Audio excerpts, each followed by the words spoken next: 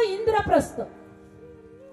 मुघलांचं राज्य आलं, इंद्रप्रस्थ खोडलं गेलं, नाव ठेवलं दिल्ली. हैदराबादचं पूर्वीचं नाव होतं मेहून. तोही भाग मुघलांनी जिंकला. मेहून नाव खोडण्यात आलं, त्याचं झालं हैदराबाद. आता पुन्हा वारकरी संघटनेने तिथे मुक्ताबाईचं मंदिर उभारलं आणि त्या हैदराबादला केलं मुक्ताईनगर.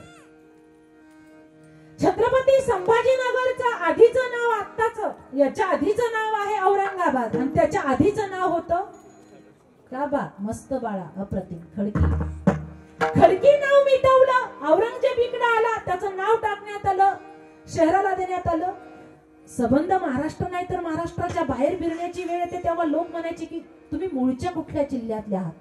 शपथ सांगते, अंगाला काटा यायचा औरंगाबाद म्हणताना. त्याचं कारण सांगते, दुसऱ्या धर्मांचं नफरत मला करायची नाही, मी कुठल्या धर्माच्या विरुद्धातली नाही, पण सत्तेच्या हव्यासापोटी, धनाच्या हव्यासापोटी, सुख लोलुपतेच्या हव्यासापोटी जन्मदात्या माता पित्यांचा जीव घेणाऱ्या बादशाचं नाव शहराला द्यावं. लोकांनी तिथून काय आदर्श घ्यावा? माझ्या छत्रपती संभाजी राजाचं नाव एवढ्यासाठी शहराला द्यावं, ज्या छत्रपती शंभू राजानं अवघ्या 7 वर्षापासून स्वराज्य रक्षणाची जबाबदारी स्वतःच्या खांद्यावर घेतली. जोग वाटतो आपल्याला? आपलं 10 वर्षाचं नाही, 15-20 वर्षाचं टोनगो कॉलेजहून लवकर घरी आलं नाही तर आईला झोप लागत नाही. कुठं गेलं असेल? मित्र तर टुकार नाही ना? दारू तो प्याला नसेल ना? सुरक्षित घरी येईल की नाही? आज का वेळ झाला? आपलं ते पोरगण, दुसऱ्याचं ते कार्ट. ते 4-5 वर्षाच्या पोराला औरंगजेबाच्या नजर कैदीत शिवरायांनी ठेवलं, स्वराज्य सुरक्षित राहावं म्हणून. शंभूराजाचा इतिहास लोकांनी बदलला जरी असला तरी माझ्या शंभूराजांनी देशासाठी, स्वधर्मासाठी खूप काही केलं. आणि म्हणून आमची कातडी काढून जरी शंभूराजाला समर्पित केली ना तर उपकार भेटणार नाही.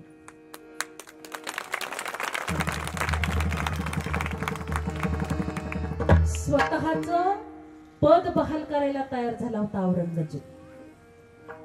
शंभूराजे, मी तुम्हाला माझा वारस बनवतो, फक्त एक अट आहे, धर्म सोडा. आपलेच फितूर झाले, आपलेच गद्दार झाले.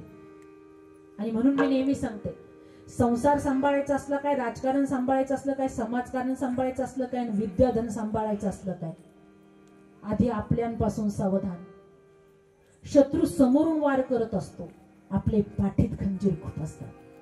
म्हणून कोणी एक शायर फार गोड बोलून गेला, आप तो गैरों की बात करते हो, हमने तो अपने भी आजमाए. असं बरोबर तरी काय खंजायचं, म्हणून आपल्यांनाच फसवावं.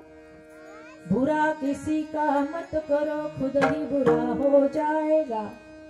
ये मिट्टी का पुतला एक दिन मिट्टी में मिल जाएगा.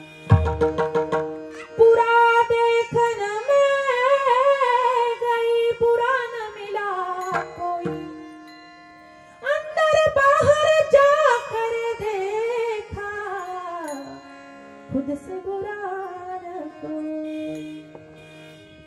मरण्याची भीती कोणाची गेली? ज्याला कळतं ही काया एक भाड्याचं घर आहे, जोपर्यंत आपला वायदा आहे तोपर्यंत आम्ही यात राहणार आहोत. जिंदगी एक किराए का घर है, एक ना एक दिन बदलना पड़ेगा. मौत जब तुझको आवाज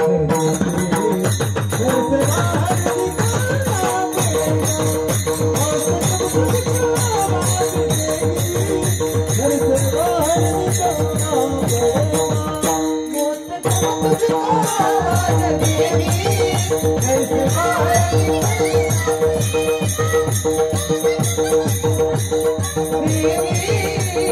बाहर निकलना पड़ेगा.